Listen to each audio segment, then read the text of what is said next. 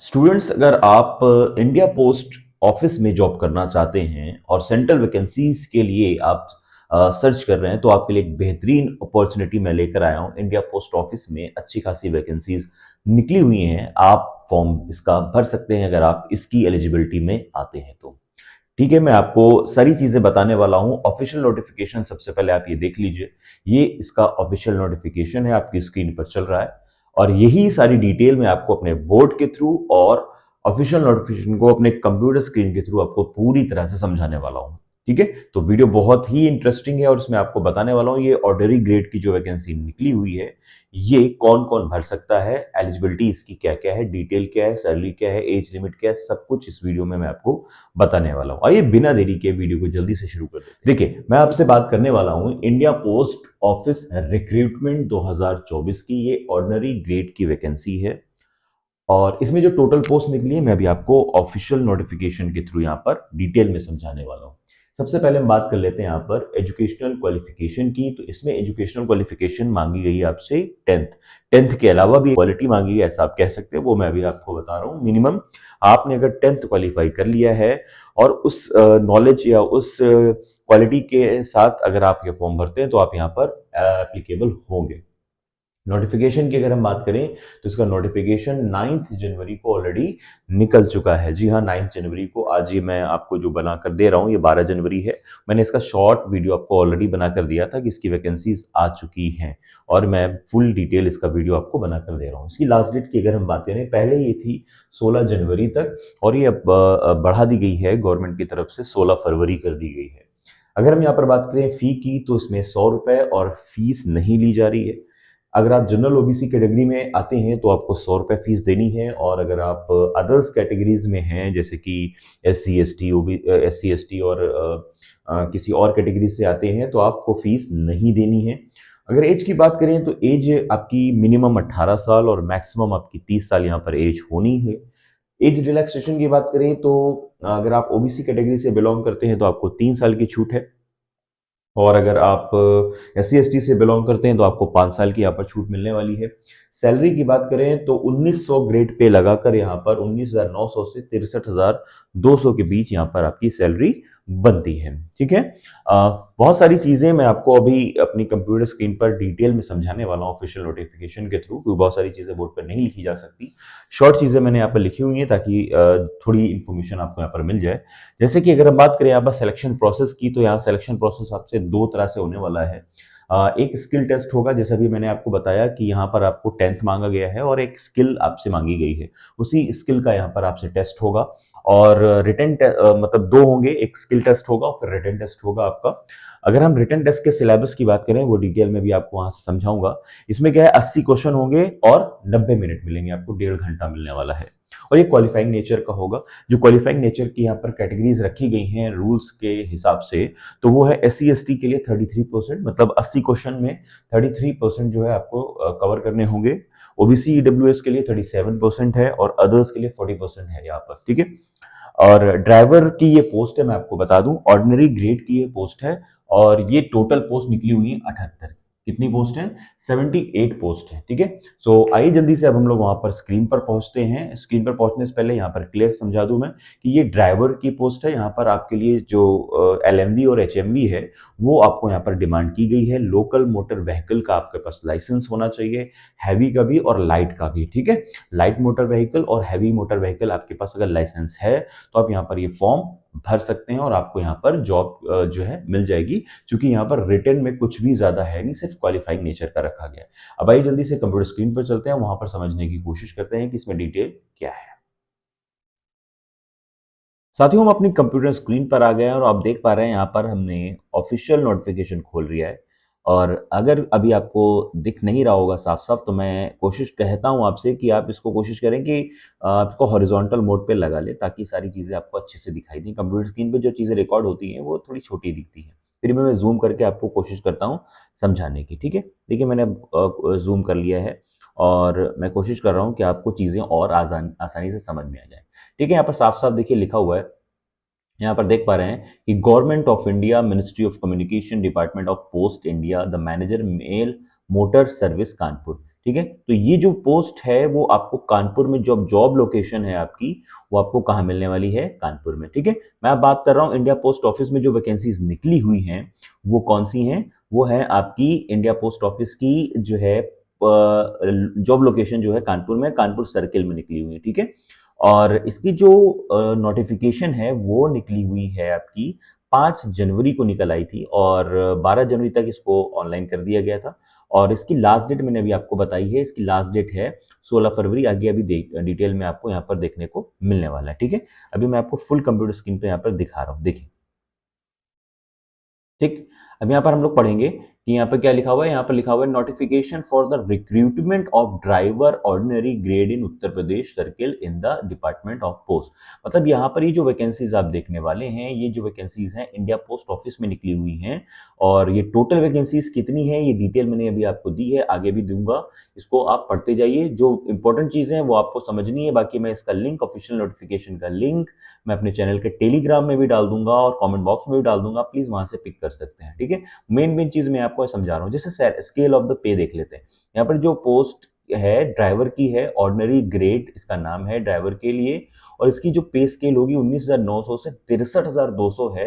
Level 2 के लिए है as per the matrix specified in the part A schedule CCS. ठीक है। 5200 से 20,200 पे बैंड 1 बनता है। और 1900 अंडर जो है 1900 जीपे लगाकर इसकी सैलरी बनती है जाकर, अच्छी खासी सैलरी सेंट्रल वैकेंसीज है। ठीक है। अब यहाँ पर आप देख पा रहे हैं कि वैकेंसीज अलग अलग जोन में है, अलग अलग डिवीजन रीजन में है।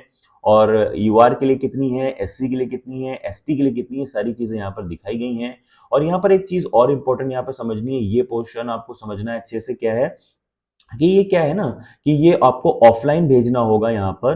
क्योंकि यहाँ पर लिखा हुआ है name of the unit to whom the application address to. आपको यहाँ पर जो भेजना है वो एप्लीकेशन यहाँ पर भेजना है। क्या है ये एड्रेस, यहाँ पर देख लीजिए, साफ साफ एड्रेस लिखा हुआ है कि the manager GR.A mail motor service Kanpur GPO compound Kanpur 208001 Uttar Pradesh. यहाँ इस एड्रेस पर आपको ये मेल करना है और अपनी एजुकेशनल क्वालिफिकेशन के साथ। ये फिलहाल आप देख पा रहे हैं जो जोन वाइज आपकी जहाँ पर जो जॉब जितनी है। ठीक है। फिलहाल एमएमएस कानपुर में अच्छी खासी जॉब है, 12 हैं यहाँ पर, टोटल 78 जॉब है। एज की अगर हम बात करें तो यहाँ पर देख पा रहे हैं 18 से 27 साल की एज यहाँ पर रखी गई है। ठीक है। अगर आप ओबीसी कैटेगरी के हैं तो आपको 3 साल छूट मिलती है, आप 30 साल के हो जाते हैं। एसटी एससी के लिए आपके लिए 5 साल है, आप 32 साल की छूट हो जाती है आपके लिए। सेंट्रल गवर्नमेंट के सर्वेंट है तो आप 40 साल तक इस फॉर्म को भर सकते हैं। ठीक है। एक्स सर्विसमैन के लिए ये कैटेगरी रखी गई, आप यहाँ पर पढ़ सकते हैं। आइए अब बात कर लेते हैं कि यहाँ पर जो है एजुकेशनल अदर क्वालिफिकेशन क्या चाहिए जो इम्पोर्टेंट है आपके लिए। जिसे आपसे मांगा गया है कि आपके पास जो है यहाँ पर क्या होना चाहिए, आपके लिए यहाँ पर मांगा गया है कि आप मोटर व्हीकल, आपके पास यहाँ पर वैलिड आपके पास लाइसेंस होना चाहिए फॉर लाइट, मतलब लाइट हैवी के, लाइट और हैवी दोनों, छोटी गाड़ी और बड़ी गाड़ी दोनों का आपके पास यहाँ पर मोटर व्हीकल होना चाहिए। ठीक है। आपको नॉलेज होनी चाहिए मोटर मैकेनिज्म की, थोड़ा बहुत गाड़ी वाड़ी बना भी लें, छोटी बोट है ना। The candidate should be able to remove minor defects in vehicle. खुद ही छोटी मोटी गलतियां, कमियां जो हो जाए गाड़ियों में वो सही कर ले। पता चला वो इंतजार कर रहा है ना और उसकी सारे मेल जो है इधर उधर हो गए। और आपको एक्सपीरियंस होना चाहिए लाइट और हैवी मोटर व्हीकल का एटलीस्ट फॉर 3 इयर्स, 3 साल का तो आपके पास लाइसेंस हो ही। और आपने क्या कर लिया हो, पास कर लिया हो 10th किसी भी बोर्ड से, इंस्टीट्यूट से। ठीक है। क्वालिफिकेशन आपके 3 years service age home guard of volunteers, desirable qualification है। मतलब अगर प्रायोरिटी दी जाएगी तो इन लोगों को ज़्यादा दी जाएगी। तो चीज़ें आप समझ रहे होंगे। ठीक है। आइए अब आगे बढ़ लेते हैं और चीज़ों को और अच्छे से समझने की कोशिश करते हैं। देखिए, अब हम बात करें अगर आगे की, तो यहाँ पर आप देख पा रहे हैं सिलेबस की बात यहाँ पर साफ साफ अब की गई है आपसे। सिलेबस ये देख पा रहे हैं आप, सिलेबस। ठीक है। यहाँ पर अगर हम सिलेबस की बात करें तो ये है आपका सिलेबस ऑफ एग्जामिनेशन। यहाँ पर साफ साफ दिखा रहा है कि ये सिलेबस आपसे मांगा जाएगा। ये सिलेबस क्या है इसको ज़रा अच्छे से समझ लीजिए। यहाँ पर सिलेबस क्या कहा गया आपसे, यहाँ पर सिलेबस आपसे मांगा गया है कि भाई जो है स्टेज, यहाँ पर 2 स्टेज का एग्जाम होगा आपका। ठीक है। एक स्टेज ऊपर है और एक स्टेज नीचे है। यहाँ पर साफ साफ देख पा रहे होंगे आप, इसको हटा देता हूं मैं यहाँ से। ठीक है। देखिए, यहाँ पर 2 एग्जाम आपके लिए बात की गई है कि पैटर्न ऑफ सिलेबस यहाँ पर देख पा रहे हैं, ट्रेड और test driving test for appointment.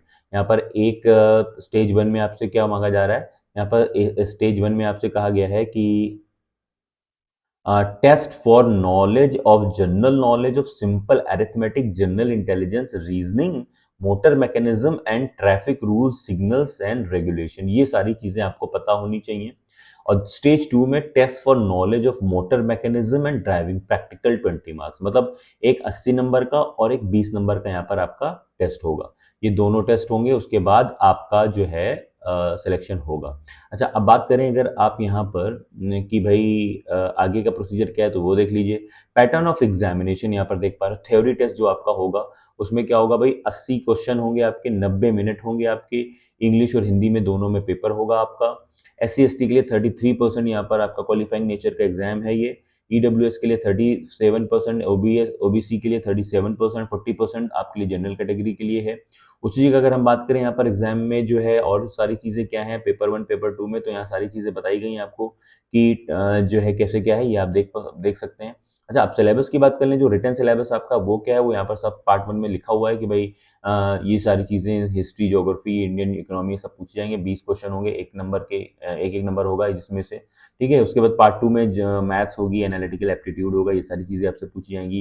ये सारा सिलेबस यहाँ पर है, आप जो है डिटेल में इसको पढ़ सकते हैं, है ना, वरना टाइम यहाँ पर ज़्यादा हो जाएगा। अच्छा, सिलेक्शन आप यहाँ पर देख पा रहे हैं कि भाई सिलेक्शन कैसे होगा, इसको जरूर पढ़ लीजिए। Candidates qualifying stage 1 shall be eligible for appear for test in stage 2।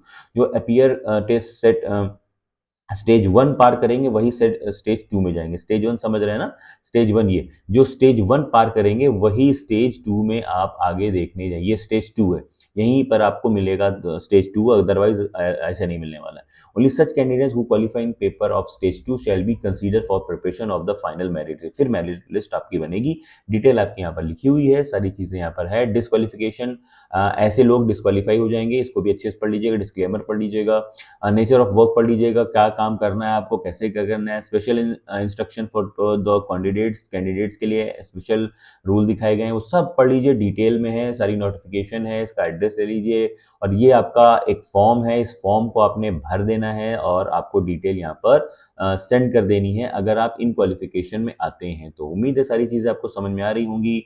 12 pages की ये PDF है, मैं आपको लास्ट पेज तक ले जा रहा हूँ, यहाँ तक हमारा लास्ट पेज हो गया फिनिश, ठीक है। उम्मीद है वीडियो आपको समझ में आई होगी, अच्छी लगी होगी। अगर इस क्वालिफिकेशन में आप आते हैं, फॉर्म को जरूर भर दीजिए, सेंट्रल वैकेंसीज है। अगर आप इच्छुक हैं तो जरूर भरिए। वीडियो कैसा लगा कमेंट बॉक्स में कमेंट करके सब्सक्राइब करना मत भूलिएगा, शेयर करना तो बिल्कुल मत भूलिए। मिलते हैं नेक्स्ट वीडियो में, तब तक के लिए जय हिंद।